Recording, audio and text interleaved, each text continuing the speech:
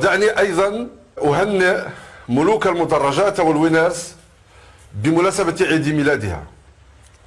أقول هم حماة الشرعيون لإرث الوداد، هم الورثة الحقيقيون لإرث الوداد.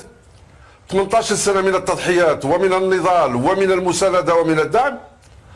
18 سنة عبروا فيها في الكثير من المواقف على روح الوطن، وإن كانت هناك بعض الأخطاء الجسيمة في بعض المرات، ولكن ميزان حسناتهم أكثر من ميزان سيئاتهم. والنقطة الثانية دعني أقول عزيزي هيكل أن فريق صن داونز لم يسرق اللقب بل فاز باستحقاق، ويجب أن نكون متشبعين بالروح الرياضية وأيضا متشبعين بالنزاهة الفكرية. ولكن قبل أن أجيبك على السؤال لابد من طرح بعض الأسئلة، وأعتبرها أسئلة بليدة وملاحظات بليدة جدا. أولا، أجانب الوداد لم يشاركوا في اللقاء باستثناء اللاعب الدراوي، ولا لا أعتبره لاعبا أجنبيا، هو ابن الجزائر الشقيقة. بالمقابل أجانب صن داونز كانوا مشاركين وفاعلين ومؤثرين. هذه الملاحظة البليدة تعطينا سؤال بليد: أين هي الأموال الكثيرة التي ربحها الوداد في السنوات الأخيرة؟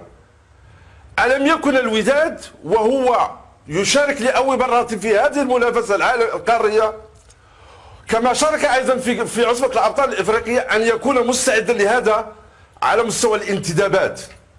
أنا أعتقد بأن فريق الوداد الرياضي في السنوات الأخيرة أدى ضريبة سوء الانتدابات داخل صن داونز عزيزي هيكل. وهذه حقيقة أيضا توصلت إليها اليوم، أن لهم فريق من الكشافين، فريق من المراقبين من 15 عضو. من يكتشف داخل الوداد الرياضي؟ لا أحد. لعاب كيسنيو ليه ورا اللوغو ديال الفرقة. حنا كاع الصالونات ديال الرؤساء عرفناهم واش بدلوا المخد هذا العام. سمعت سي سعيد ناصري؟ حنا الصالونات شوف كيسني مع شي لعاب كيقول لي يلا نتصوروا في الكوزينه، الصالون راه تصورنا فيه مع لافاسونتر. الصالون راه تصورنا فيه مع لافاسونتر اللي شرينا من جنوب افريقيا. هو راه سنا غير لنح وصحاب لي راه شرا افاسونتر من صن داونز. دونك هناك مفارقة ومقاربة يجب أن نقف عندها. أن فريق مهيكل إداريا، مهيكل تقنيا، مهيكل ماليا، وفريق أيضا يسير بشخص واحد مع الاحترام الكبير لرئيس الوداد الرياضي سعيد الناصري. دوك حينما تقع هذه المفارقات لابد من أن نقف عند حقيقة واحدة: النجاح هو استراتيجية، النجاح هو تخطيط. وأيضا هناك أطرح أيضا ملاحظة بليدة وسؤال بليد: حينما لا أستفيد من الفشل الأول ولا أستفيد من الفشل الثاني ولا أستفيد من الفشل الثالث، إلى أين أسير بهذا الفريق؟